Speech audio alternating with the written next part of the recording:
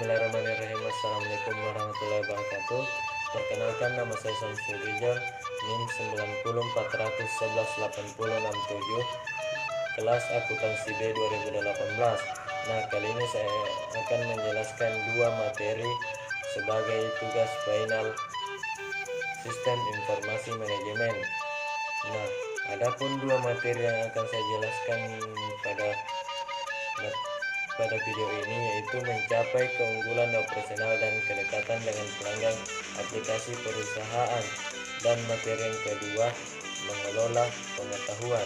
Nah, mungkin kita masuk saja ke materi yang pertama.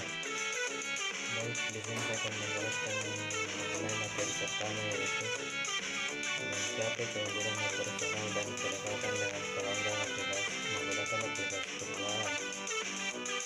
Nah, yang pertama itu apa itu sistem perusahaan? Sistem perusahaan dikenal juga sebagai perencanaan sumber daya perusahaan. Sistem yang didasarkan pada suite modul perangkat lunak yang terintegrasi dan database pusat umum. Database mengumpulkan data dari berbagai divisi yang berbeda dan departemen dalam suatu perusahaan, dan dari sejumlah besar proses bisnis utama di bidang manufaktur dan produksi, keuangan dan akuntansi, penjualan dan pemasaran, sumber daya dan manusia, membuat data yang tersedia untuk aplikasi yang mendukung hampir semua kegiatan bisnis internal organisasi. Nah, kemudian proses bisnis apa saja yang didukung oleh sistem perusahaan? Yang pertama itu proses keuangan dan akuntansi, meliputi jurnal umum, utang usaha, piutang usaha, dan lain-lain, masih banyak lainnya.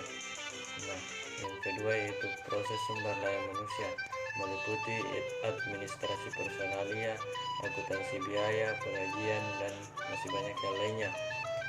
Proses manufaktur dan produksi, meliputi pengadaan, manajemen persediaan, pembelian, dan masih banyak dan lain-lain. Nah, yang keempat proses penjualan dan pemasaran, meliputi pemesanan, penetapan kontrak, dan lain-lain. Nah, kemudian apa saja nilai bisnis dari sistem dalam perusahaan? Sistem perusahaan digunakan untuk meningkatkan efisiensi operasional dan memberikan informasi kepada manajemen dalam pengambilan keputusan. Yang kedua, berguna untuk menegakkan praktik pelaksanaan standar dan data sehingga setiap orang dapat menjalankan bisnis dan dengan cara yang sama. Yang ketiga yaitu sistem perusahaan membantu perusahaan untuk menanggapi permintaan pelanggan dengan cepat karena sistem tersebut mengintegrasikan data pesanan dan pengiriman. Yang keempat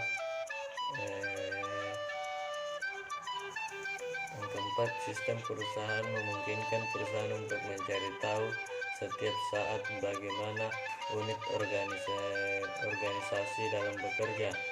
Nah, kemudian kita masuk pada manajemen rantai pasokan. Rantai pasokan perusahaan merupakan jaringan organisasi dan proses bisnis dari pengadaan bahan mentah, mengubah bahan mentah menjadi barang setengah jadi atau barang jadi, dan mendistribusikannya ke pelanggan.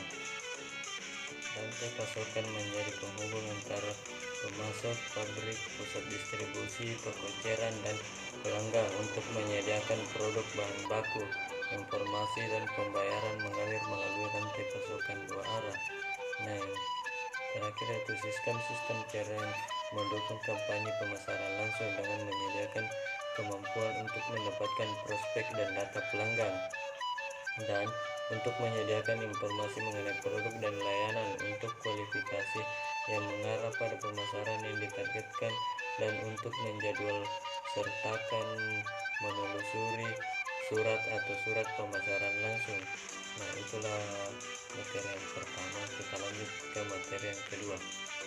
Masuk ke materi kedua mengenai mengelola pengetahuan. Ada beberapa perbedaan penting antara data, informasi, pengetahuan, dan kebijaksanaan. Data adalah arus peristiwa atau transaksi yang ditangkap oleh sistem organisasi yang dengan sendirinya dan berguna untuk bertransaksi untuk mengubah data menjadi informasi yang berguna. Perusahaan harus mengeluarkan sumber daya untuk mengatur data ke dalam kategori pemahaman, seperti laporan penjualan total bulanan, harian, regional, atau penyimpanan untuk mengubah informasi menjadi pengetahuan. Perusahaan harus mengeluarkan sumber daya tambahan untuk menemukan pola, aturan, dan konteks di mana ilmu itu bekerja. Akhirnya kebijaksanaan dianggap sebagai pengalaman kolektif dan individual untuk menerapkan pengetahuan terhadap pemecahan masalah. Kebijaksanaan melibatkan di mana, kapan, dan bagaimana menerapkan pengetahuan. Kemudian, manajemen pengetahuan adalah seperangkat proses bisnis yang dikembangkan dalam organisasi untuk menciptakan, menyimpan, dan memindahkan dan menerapkan pengetahuan. Manajemen pengetahuan meningkatkan kemampuan perusahaan dalam mempelajari lingkungan sekitar dan menerapkan pengetahuan tersebut dalam proses bisnis. Nah, kemudian kadangkala manajemen memerlukan informasi berbentuk dokumen yang tidak benar-benar terstruktur seperti email, voicemail, rekaman percakapan di chatroom, video, gambar digital, brosur, atau buletin. Nah, sistem jaringan pengetahuan memiliki fungsi sebagai penghubung antara pasokan dan permintaan pengetahuan. Nah, kemudian sistem pengolahan konten perusahaan utama mencakup teknologi portal dan kolaborasi yang hebat. Portal pengetahuan perusahaan dapat memberikan akses ke sumber informasi eksternal. Perusahaan mulai menggunakan teknologi web konsumen seperti blog, wiki, dan bookmark sosial untuk penggunaan internal guna mendorong kolaborasi dan pertukaran informasi antara individu dan tim. Nah, kemudian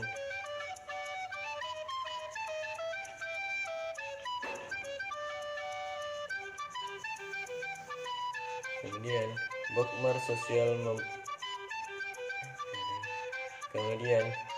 sosial mempermudah pencarian dan berbagi informasi dengan mengizinkan pengguna penyimpanan bookmark mereka ke halaman web dan situs web publik dan menandai bookmark ini dengan kata kunci.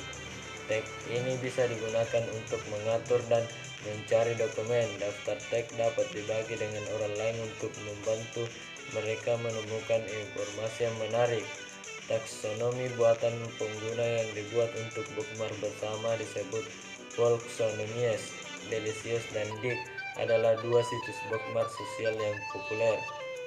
Nah, mungkin itu saja yang dapat saya sampaikan dari kedua materi yang telah diberikan untuk melengkapi tugas final. Lebih dan kurangnya mohon dimaafkan. Wabillahi taufiq wal hidayah. Wassalamualaikum